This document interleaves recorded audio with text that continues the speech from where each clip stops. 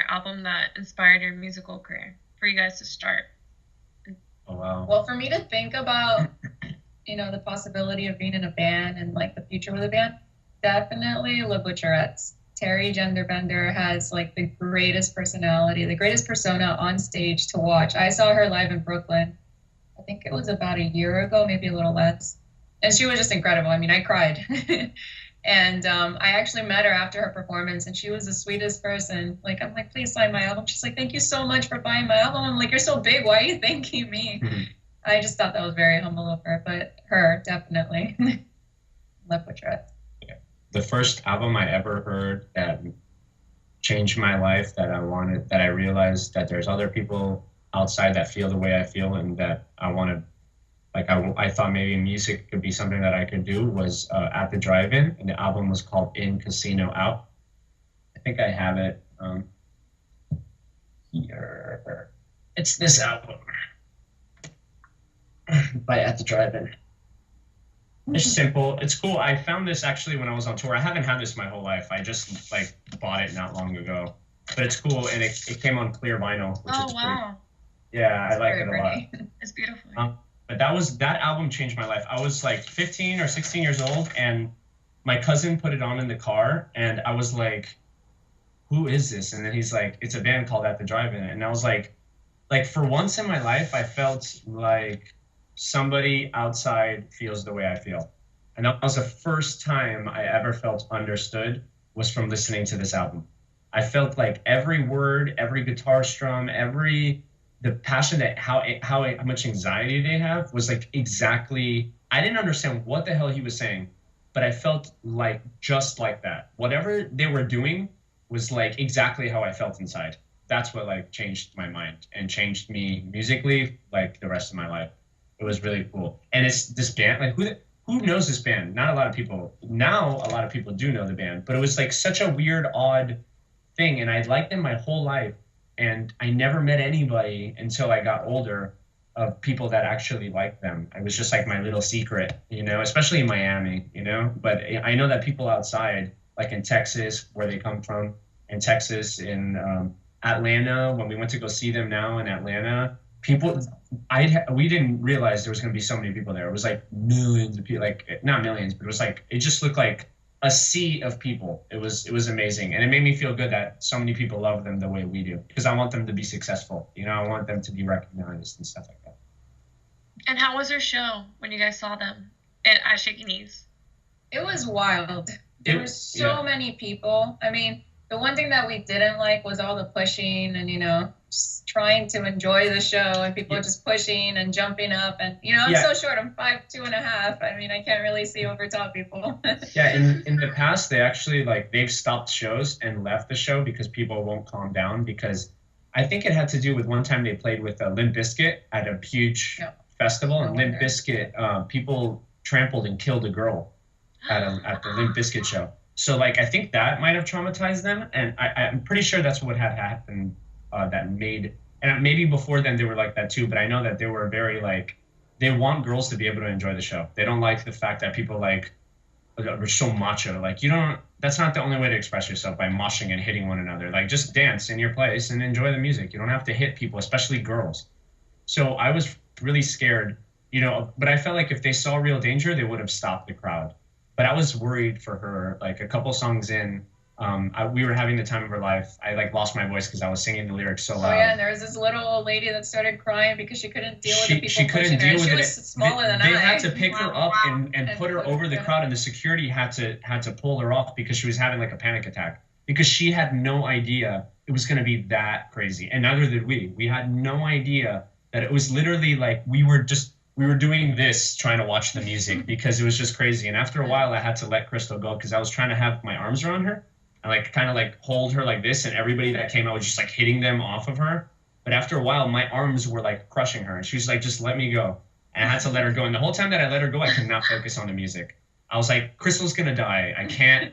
And I was just kept watching her and watching, because we were right in the front, and you look behind you and there's just hundreds and hundreds and hundreds of people. And it was just a sea, it's you can't stop it. It was just these huge waves.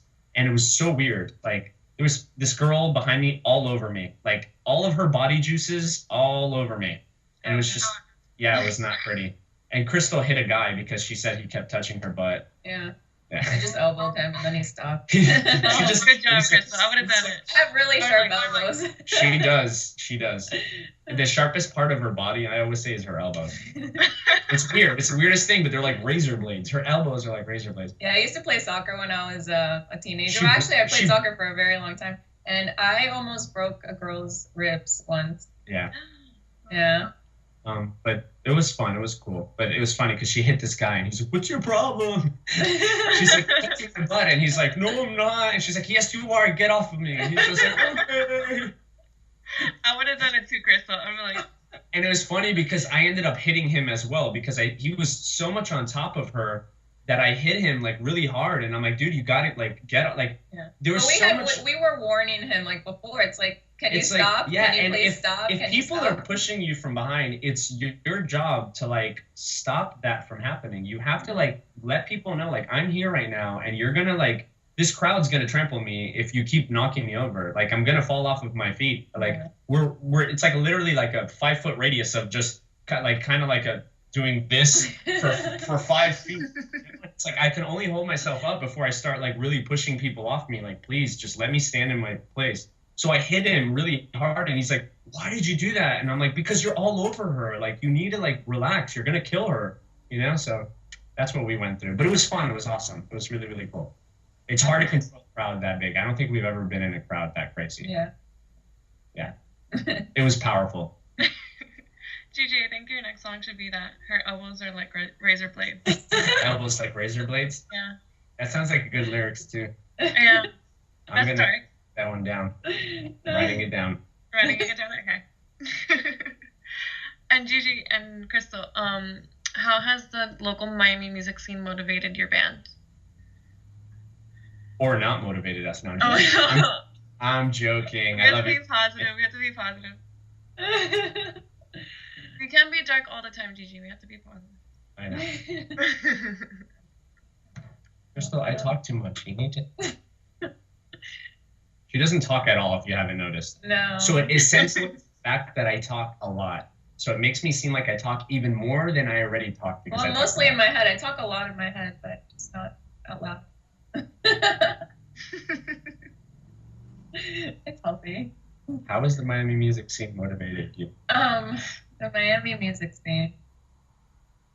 Well, there are a lot of really good bands that a lot of people don't know about, and I don't know, we have a lot of people that support us. We kind of wish that the Miami scene was a little more supportive rather than egotistical, I guess would be the word. But for the most part, I mean, we've been lucky. We surround ourselves with good people, good bands, and I think that's really motivating. As far as our music, it doesn't really motivate our music. We are self-motivated. What would you say?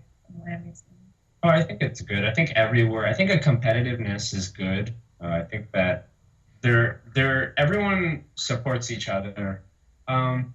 It'd be nice if there was more of a community, more of less comparisons, and more of like lifting each other. Yeah, we see that so often in outside cities. Yeah, we see a lot of funny stuff in between bands in Miami, and we like look and we're like, why can't people just get along? Just do their thing. Like you don't have to compare yourself with other people. You really don't. And the scariest ones are the ones that are always smiling all the time. They're like, "Nah, everything's good, and we love your music and all that stuff." And it's like, hey, no one smiles that much. There's something wrong with you.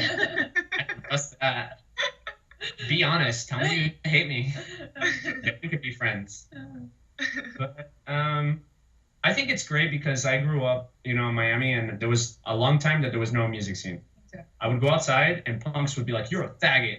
You dress like a girl. You're a bitch," or whatever. And I would still get on stage and perform because I don't give a shit. But there was a time where people used to hate the way I look, and now it's nobody cares. It's accepted. Sometimes people even compliment me, and I'm like, that's so weird. Okay, thank you. Thanks so much. I feel like girls understand it more because I identify more with like feminine qualities of like the way I dress and stuff like that. I was raised by women, so I learned to like respect women, and I love being around women more. because they're just, everything about women is beautiful and amazing. They're just the way that they are as human beings. They don't, a lot of, men are, I always felt like men, sometimes they don't express themselves, and they don't, though I have friends that were and understood more feminine qualities. I feel like being raised with women, made me more in touch with who I am as a man. I don't have to be all macho and stuff. I'll wear girl clothes, and I'm not gay. And I don't have a problem with people that are gay. If you're gay, then you're gay. That's totally fine. Whatever, just be yourself. Who cares? Whatever you identify with is totally fine. But I felt like there was a big time period where people did not like that in Miami. And you would go to a punk show and you would feel scared because people would stab each other or punch each other, hit each other. I remember seeing many times at church shows, people getting stabbed and stuff like that.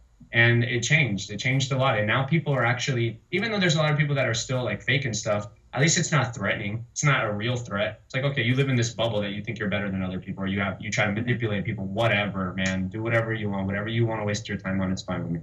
But we definitely live in a lucky time that Miami is starting to become a music scene, which is great. And I think that a lot of people hope that a lot more acts are come down here.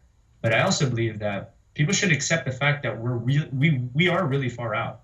We're not in the middle of the States. We are far out. And as much as we want to keep trying to pull bands to come down here and say, hey, it's really worth coming down here, sometimes bands just don't want to come down here because it's so far away from everything. Why are they going to drive 11 hours down Florida just to play Miami, where the scene is really detached from what else is going on? I think Plastic Pinks has a lot to do with a lot of the burger stuff going on in Miami, since we did kind of initiate this whole burger thing just for bands in Miami. I don't know if we're the only burger band in Miami. We might be. I don't know. I know that the Gunhos now are like the lollipop band, which is cool. So it brings other kind of, other kind of bands from California and stuff to Miami now, which is really, really cool. But I think Miami has a lot to learn. I think culturally, it's a little bit not as developed musically, community-wise, as it would be in California or New York and stuff like that. But we're not interested in New York and California and stuff like that. We realize that we live really far out. We feel like we live in like a satellite in space. So I think it's a great thing because we just are in peace to create our own music and do our own thing. And there is a scene out here, so we can go outside and play. But we're not interested in being part of a community or being part of like a scene. That's not real to us. If everyone wants to network and be together and support each other's bands, then they can do that without calling it a scene or without calling it anything or pretending that we're something that we're not, or trying to be a happy family or this thing like that. I think that there's great opportunity here, and it's growing and only getting better. I agree. And with what Crystal and you said, like Crystal mentioned Las Pucheretes and how the feedback she got when Crystal bought an album and she had her sign and she was so happy that she purchased an album. And when I see Gigi and Plastic Pinks together, you guys are like well known within the Miami music scene, and I love how you guys take the time to like talk to people who are interested in your music. And even you and Crystal, after shows, when someone wants to buy a cassette or wants to buy a t-shirt from you, I think that's so powerful when you interact with your fans or potential fans. And what do you recommend for artists that are starting that you've learned in your musical career, whether being with Burger Records or now with your new project? Well, just be true to yourself and just be humble as a person. I mean, I feel like ego doesn't get anyone anywhere. I mean, it just clashes with other people that, might have some sort of connect or might be good for you. No,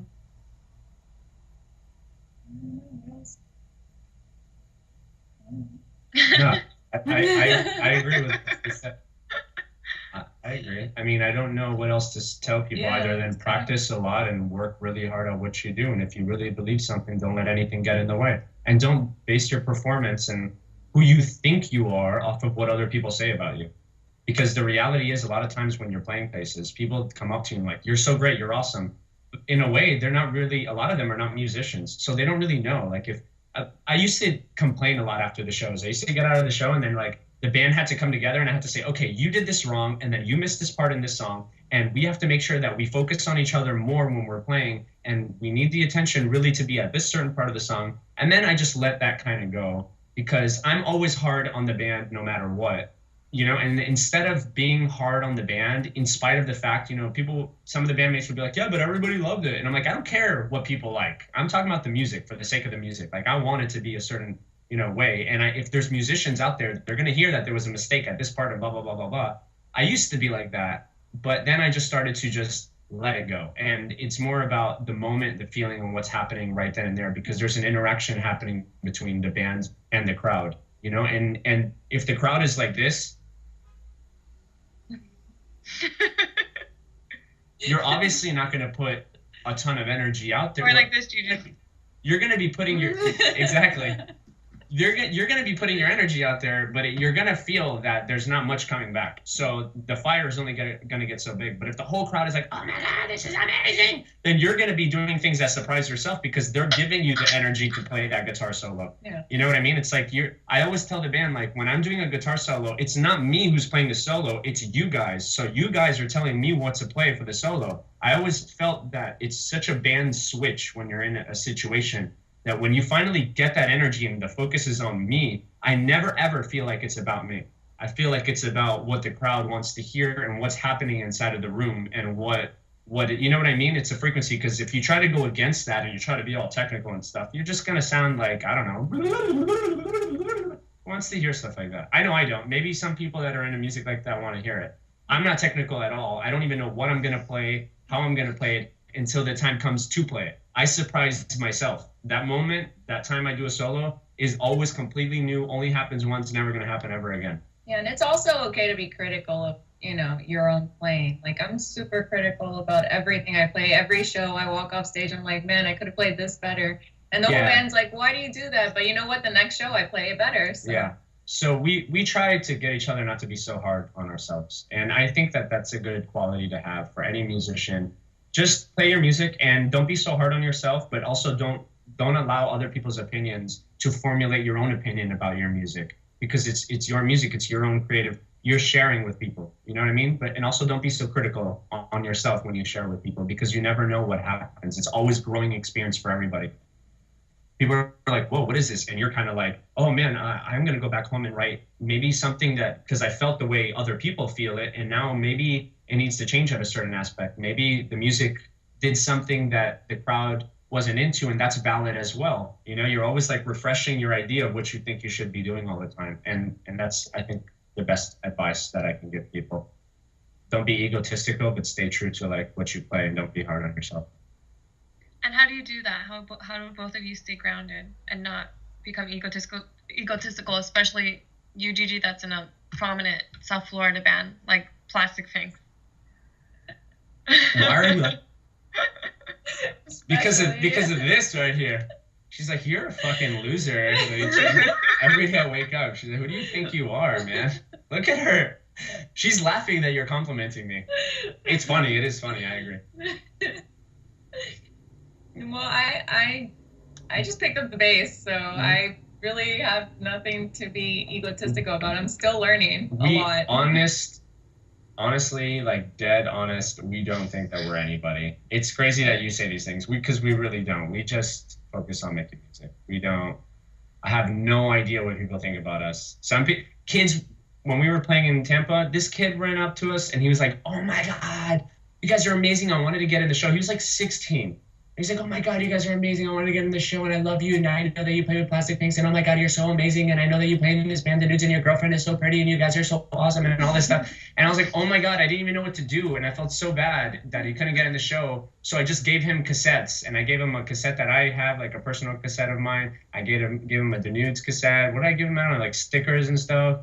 And he was just like the time of his life. And he posted it on Facebook, and he tagged us, and he did all this stuff, and I'm like, that to me, that's like crazy. It's crazy that people feel that way. It's awesome. It's cool. I think that all the musicians we like are very humble too. They don't really think, and that's why we also believe that we can do it, because we don't think that it's so far and out of reach. We feel like if we believe in ourselves, then what's so wrong with that? You know, yeah, totally. We believe in ourselves. We're gonna do it. It doesn't mean that we believe ourselves are bigger than people. We just believe that we can do something, and we want to, and we're passionate about it. You know, like you want that job, you're going to go to that interview, you're going to dress nice, and you're going to be like, hey, I really, really want to do this, and I'm the guy for you. And that's how we feel with ourselves with music. We really, really want that job. We're passionate about playing music, and we never, ever think, I'm so much better than everybody all the time, because we're not. We have so much more to grow, and there's so much more opportunity, and it takes away from what we're doing, and that's creating music. That's a whole nother world that we don't want to be involved with. So Plastic Pinks doesn't affect the nudes because every time like I go to a show, like a Dénudés show, and Plastic Pinks are there, everyone's like, "Oh my gosh, Plastic Pinks are here!" And like they all like they get together and they're like, "Oh, Plastic Pinks!" And you guys are like celebrities within the community, which I had no idea. Thanks for telling me that. I see it because I'm always at the show. So when I see, I know you guys, but for other people that don't know you, that don't talk to you guys, they'll see like Plastic Pinks show up and they're like, Plastic Pinks are here, and it's like the Beatles showed up at church. I feel like it's something inside of me too. Sometimes I tell her, I'm like, oh shit, Plastic Pinks are here. Because we're setting up on stage. We're setting up, and she's like, you are Plastic Pinks too, and I'm like, hey, I don't know, okay, all right. Yeah, Plastic Pinks has its own thing. They do their own thing. That band's funny. I'll say that much. It's funny. Being in that band is hilarious. There's so many different personalities. Yeah, it's like a cornucopia of rainbows in that band. It's hilarious. It's great. I love playing in that band. It's great. But I don't know. I don't know. Maybe you can ask them. How do they cool their egos? Because they're amazing. You can ask them. I don't know. That's my next interview. I already told June. I told June I'm going to interview Plastic Pinks as my second podcast. Awesome. Maybe I'll be there if they'll have me. Yeah, you'll be there. Go do the talking, Gigi, for everybody. No, I have to shut up in that band. Yeah. Everyone looks at me like, are you done yet, dog? And in this band, everyone's like, you do it. You do the interview, Luigi. You talk. Well, he has a lot to say. And we're all pretty, internally social. Yeah, maybe. You speak for all of us. I guess that's why I sing. I can't shut up. Chris, I would ask you this question. What do you expect for the future of music in terms of live streaming and getting your music out there? Artists creating their own record labels. What are you seeing now that you both of you are close to the music scene? Like June just opened Ghost Drag Records. So what do you predict for the future in terms of the music and how it's going to progress? Of us, of the news, right? It could be up to news or in general. In general. Well, yes, Ghost Drag is bringing a lot of bands that wouldn't normally come to Miami, so that's a good thing. Rob and Buzz Baby Records, they're starting this Buzz Baby Sessions and the Zerb Fest, and that's actually bringing a lot of people, together. And I think Rob's main focus is to get the music scene known outside of Miami, outside of South Florida, because he's in Fort Lauderdale, right? So I think that good things are going to come to Miami and the music scene, and a lot of people are going to want to come down. We have a lot of great bands here, and for the rest of, the world to not, know what's going on or not know like who we have here, what bands, it's going to happen. Really going to happen. Yeah, I don't know. The whole streaming thing, yeah, it seems like people buy music now. I don't know. Millennials, it's strange because some kids will never know what it's like saving all the money you have and walking to the mall and buy a cassette. Or a CD or a vinyl. And then I remember I used to buy it and like smell it. It was so weird. I used to be like, oh my God, it's like the factory that made it or whatever. And then read the lyrics and be obsessed with all the things that they say. And I used to have a Walkman for my cassette, and I remember like if that broke, I couldn't listen to music. Yeah. I couldn't record from the radio and then listen to it, in the future. Yeah, you feel like close. I used to feel close to the musician when I would buy it, and I don't know, it had a weird smell. It was just a factory smell. Yeah. But like because it had a weird smell, it made me feel like it was a foreign smell that I identified with the music or whatever. I don't know, it's strange. But I think that people don't know what that's like. A lot of people don't. I'm sure for a lot of people older than us, we're kids because we were buying cassettes. They're like, buying 8-tracks, or we were buying vinyls, that would break if you just dropped it, But I don't know. A lot of people, I know that people are getting into vinyl now, cassettes and stuff like that all over, which is cool. But I do believe that a lot of people are just buying music online. I like that song. You know what band it is? No, I don't know. It's on my shuffle. It's just playing on my iPod. Oh, okay. You listen to music like that? That's fine. You know, there's nothing wrong with that. I like knowing everything about the musician. I want to know, who is this person? Why is this person so crazy and stuff? But you can still do that. I really don't know what the future of music is. It's weird. It's weird. It's so elusive. It's very strange. Very strange. I couldn't really tell what direction it's going. And I think everyone's surprised. I think even the music industry is surprised. That's why all the major labels are like, because, you know, and all these indie labels are coming out. And I think that's the only way to do it. Just make your own music, believe in yourself, and other people will believe, you know, hopefully help you or believe in your dream. And you'll get, I don't know, some people want to get recognized. Some people don't. Some people just play and then they get recognized. Some people strive just to get recognized. But, you know, I don't really know.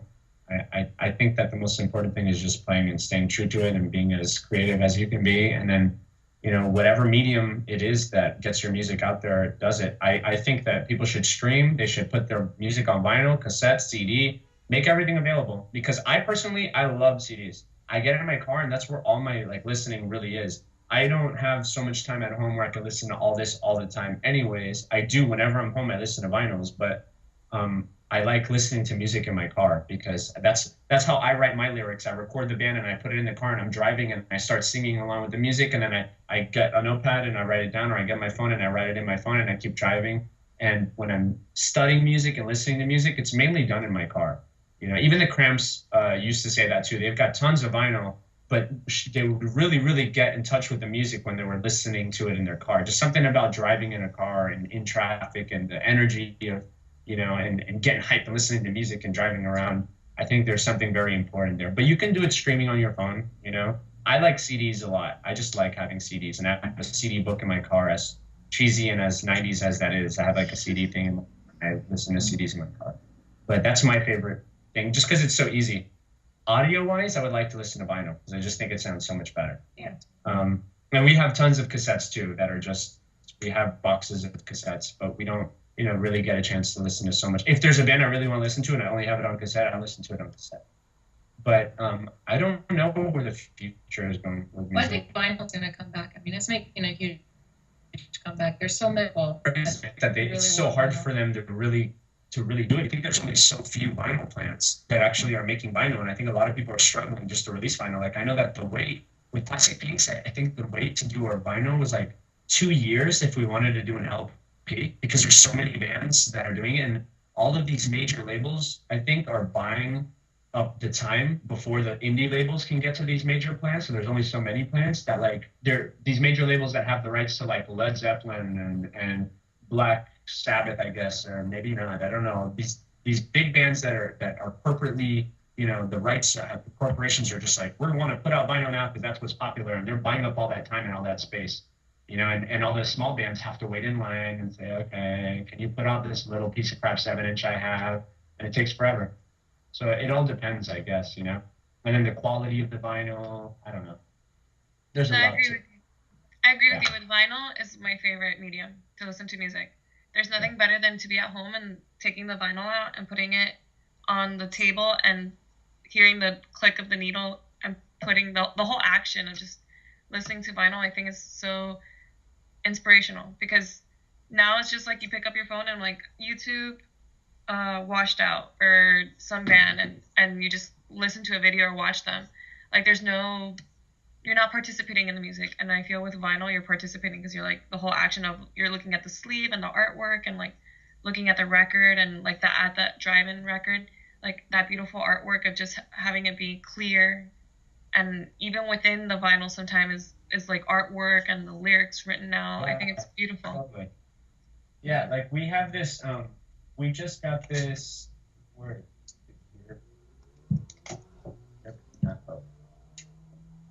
we have this really awesome Cure vinyl, The Cure, and I opened it. I grew up listening to The Cure. My sisters loved it when I was a little kid, and they're like, they would cry if they had something like this. You open it and it's just got this awesome photo of them.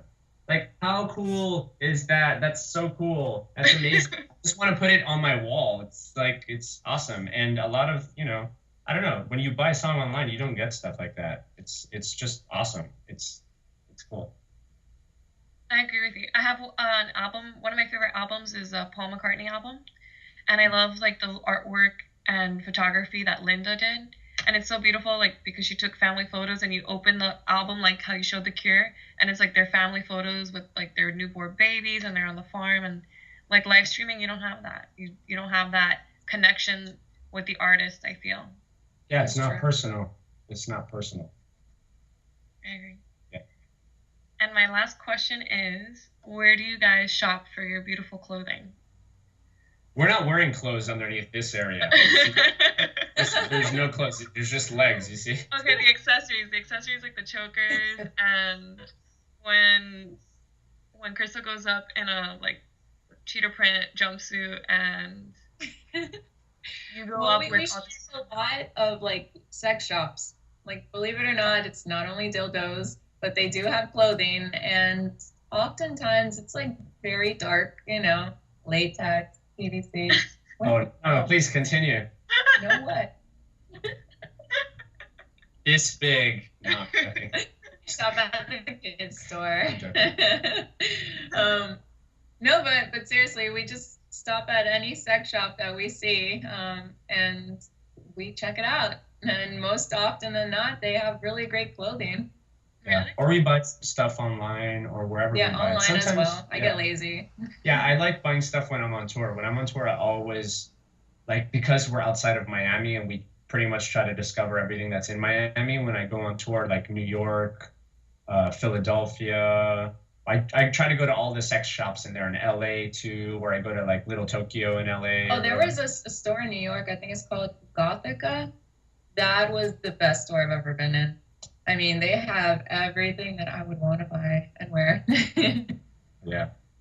Yeah, and we like this brand. It's called Noir, believe it or not. And it's from France, and it's like all handmade stuff. We used to like this brand called Lip Service, but I think that they went out of business. It's kind of like, I have this jacket that I wear. It almost looks like just like a typical like punk leather jacket, but it's like shiny and like what is it? Yeah. Yeah, that is a Lip Service. Yeah, that's a Lip Service jacket, and I heard that Lip Service went out of business. But we always just try to find, a lot of the stuff that we have is all handmade. It's like handmade stuff from France. So I know that it's like Noir is one of the brands. I can't remember the other brand. But it's all like stuff that like you have to like hand wash when you're done using it, and like really take care of it and stuff. And we have some latex things, but we don't really wear them when we play because that's really hard to wash and very sensitive. And you'll faint if you play in something like that. Too. So we go for the next best thing, and it's the next best thing to us is PVC stuff. It's shiny. It looks just like rubber or latex. And you don't have to lube yourself to get into it. You don't have to lube yourself to get into it. She has like a full bodysuit that's really awesome. Yeah, a catsuit. But if someone at a show were to like touch her with a cigarette, it would destroy it. Or if you were to like pick up your bass and scratch it, it'll open it up. Or so you have to be really careful with something like that. So we just wear PVC stuff. If we broke it, we'd be upset, but we just go and like buy another one. Yeah. Some of the stuff we have, like just a shirt, would be like $120 or something like that. So. Wow. Yeah, we almost never, but then when we go and play a show, we put on clothes, try to. Well, we do wear clothes, just not that type of clothes. We put on clothes just to do this. We were not wearing clothes before we did the interview. We're nudists. I'm like, Crystal, we have to do it. She's like, yeah. You woke me up. So we pretty much try to buy clothes wherever we go. A lot of it is like in New York when we're there. Yeah, New York has the best shops. Yeah, sometimes when we go somewhere, it's weird. We will find like those boots. Where'd you get those last ones that you got? I don't know where. That was in Atlanta. Yeah, we were in Atlanta. We go to like these shops that like people give out like they're almost like Goodwills.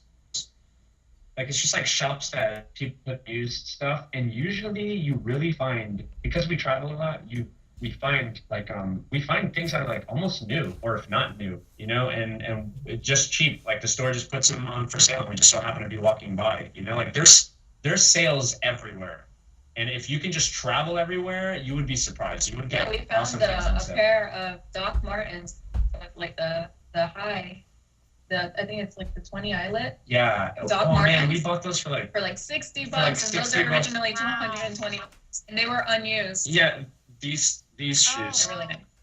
Those are beautiful. Yeah, they're just so tall too, which is she likes shoes like that. Yeah. I like them. And what do you guys buy from the sex shops? Like, can you show us like examples of like what items? Like, is it the chokers? Is it like? Yeah, we have. Let's see. We actually just went shopping yesterday. Yeah. We have a lot of chokers. We get masks. Wow. Yeah, we get like bracelets. I just bought this corset dress. Oh, that's beautiful. Yeah, it's really beautiful. It has like this veil at the bottom. It's almost like kind of like a wedding veil. Very Spanish. Yeah, this one's really cool. And it's like an actual corset in the back. Where did you get that, Crystal?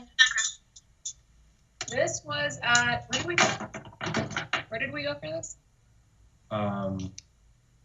Fetish Factory. Oh, Fetish Factory. Nice. I don't know. We go to so many when we're in the mood to go out and shop. I mean, we just shop. That's typically like when we get our paychecks. Oh, they're in here. Oh, check these out. These are pretty cool. We got these yesterday. They're just like really awesome. Yeah, they're like really awesome, like leather whips. And this one's my favorite. They have so many there. So like when Crystal doesn't do the dishes, I'm like, Crystal, you better fucking do the dishes. Because I cooked woman. But yeah. Or actually it would be more like she hits me with them. But yeah, these are really, really cool. You know, that's Props, right, yeah, that's what we'll call them. Props, you know, they just look cool. We don't really hit each other with these. We just spend a lot of money pretending we do. And where do you guys get the chokers? At the fetish shops? Oh, yeah, all sex shops. That one I got in Philadelphia. This one's in Philadelphia. But this is like a standard one that you find. Yeah, that one I got in Philadelphia. It's shiny. This one I got, I think at a sex shop on like 163rd Street. We have like a bunch of them. Where did you get this one? I don't remember. This one's like my favorite. Oh, wow. But this is also a very common one as well. A lot of sex shops have this one. Just this part here. This one we bought in New York. Nice. I think this one I bought at Fetish Factory. I really like this one. It's really big though. Like, when do you have time to wear something like this? At your shows. No, I didn't. I don't know where I got it. I think I got this one. This is also another very common one. This one I got in LA. There's ones that say like whore and bitch on it. I just thought it was more open, you know, and not simply calling myself something bad. It's like, oh man, you're a slave of the system or something. Those are awesome. I've been looking for chokers, so I was like, oh my gosh, where do you get them? Because every time I see you guys, I'm like, I love your clothing. Yeah, you can get them anywhere. You look up chokers. There's so many. You can order them. Almost every single sex shop. If you have enough guts to walk in one of those, you maybe bring a guy. It can get creepy. Maybe you want to bring a guy with you. But usually they end up looking at me like, you young man, and I'm like, oh God, Crystal, we gotta go. But just sex shops. If you find any that we don't know about, let us know, because we literally go everywhere. There's one we live in Aventura. There's one on 163rd Street. There's actually a couple on 163rd Street. There's one by 79th and Biscayne. Yeah. It's called Tokyo Fashion or something like that. There's a lot of them. There's Sexy Box. There's one on 163rd Street by Steve's something. Pizza. There is? Yes. I haven't been to that one. Yeah. Maybe you went. Yeah, I don't want to say anything about it. Forget it. They might be watching. I was going to say it's kind of, and then I'll just end it right there. Sometimes they're very perverse and very creepy sometimes, but you never know. You are walking into a sex shop. Okay, next time you guys go shopping, let me know, Gigi. I'll go with you guys. Which is almost every weekend, hence why we have no money ever. Because do is spend our money on things like that. And do you guys have any news for Dénudés that you want to speak about? Anything upcoming? We're really, really excited to finally be like maybe 70% done with our album. Our album is being recorded for the third time for you people. But we just finished the lead guitar, right? Yeah, we spent over a month doing all of the guitars, all of Eddie's guitars over. And tomorrow I'm actually going in and starting to do all of the whole album was recorded in 10 hours, to tell you the truth. Wow. We played hours straight and recorded the whole album. But we're going over it and kind of like perfecting it. Yeah, we're perfecting it and redoing the guitars, and then I'm gonna be doing my voice like through a tape machine over the whole thing. So it's gonna be really, really cool. It's gonna be awesome. We anticipate it to be done sometime in maybe June or maybe July. I hope so. We keep saying a date, and it's a big process. But we're thinking about releasing possibly like a 7-inch that might come out soon. We're excited about that. We have a music video that's going to come out soon, and we'll post that on our social media sites, and we'll probably like sponsor it or whatever. And so every time you open your stupid phone, you're like, what the hell? Why is Dénudés here? Fine, I'll watch it. God, it's not that bad. Wait, I like this. How much is the album? Or whatever. And then just that music video. Robot 55 in Japan's gonna feature our video too. We're really excited. We're hoping Pure Volume might do something for the music video coming out. But we just have a music video, maybe a 7-inch, and an LP that's coming out, untitled LP for now. Yeah, we have a couple shows next month. Yes. Yes. We have June 11th and June 18th, supposedly June 11th. I'm not quite sure. They offered us money and they asked us to play, but and we said yes, and they're like, okay, and that was the last time we ever heard of them. Probably the week of, they're going to be like, are you guys ready? And we're going to be like, well, I don't know, you didn't say anything. But June 11th and June 18th at Gramps. June 18th, we're playing with Max Payne and the Groovies. But other than that, we really aren't taking shows. We were offered a bunch of shows, and we're not taking them because I just want to focus on finishing the album. We kind of like took a break from shows. We've been doing so many shows. We've done like 2 or 3 a month. And we're just like, for as long as I can remember, we've been doing it, or as long as I'm in Miami, we do it. We've been doing like 2 or 3 shows a month. And we're kind of just like slowing down and not taking any shows right now. So we're just trying to finish this album. Music videos, album. Oh, and if you haven't already visited our website, www.denudesofficial.com, we try to update it once a week at least. Yeah. And we have new shirts that are out, which are really cool. Oh, yeah. Yeah, show us the shirts. Okay. Go grab one. Go, Crystal. And Gigi, where can your fans find you on social media? On social media, this is the shirt. Oh, beautiful. I don't know what movie that's from. I have a feeling it's from a movie. Heavy Black made these shirts. Yes. You can check out heavyblack.com. No, isn't it Heavy Black? .tumblr? It might be Tumblr. Heavy Black Cult? That's what HeavyBlackCult.com. it is. Yeah, he makes cool shirts. Well, I have the link on our website as well. So if you visit the merch page, you can totally just click on his logo and it'll take you there. Oh, sorry. Oh, and Gigi, do you have your t-shirt? Yes, I do. I have one. I have tapes of everything I've ever done. Let's show them this one too. Yeah. This is the compilation. Sorry. For Record Store Day with Radioactive. It's pretty cool. Here you can see all the bands. Probably not. Oh yeah, maybe you could. Very cool. Yeah. I like how that's yellow and black. Yeah, yeah, totally. It's got Corners and Wyatt Blair, Turbo Fruits, Soko, Rachel Goodrich, Deep Valley, which is awesome. They just played with the Butcherettes. Oh. Mo Booty, Dénudés, Kill Mama, Party Flag, Similar Prisoners, and Seafoam Wolf. So side B is kind of like the local bands, and then side A are kind of like international bands, or national bands. And this was our split with Veiny Hands. Yeah. It's got 2 songs of ours and 2 songs of theirs, which is cool because every time we do a release, it's not the real like album version. So you're buying a song that like you'll never get anywhere else. So these songs will not be on the LP because they're versions that we've changed and they won't sound like that anymore. And the same thing with this one. This is actually the audio from the music video that's coming out. That's on this one. Awesome. And that's about it. Then I have, Oh, and you can also find that one song, The Black Satellite, on iTunes, Spotify, Rhapsody. Yeah, the audio for the music video Music. the audio for the music video is on iTunes and Spotify and Google Play and all that, and that's what's on this cassette right here. And that is about it for Dénudés.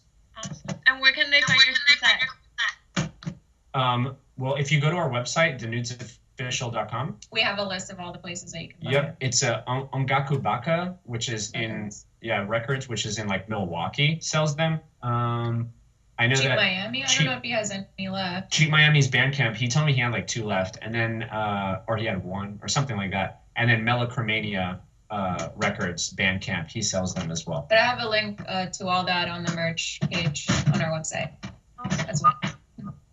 Thank you both for spending the time interviewing with me and keeping us updated on Dénudés.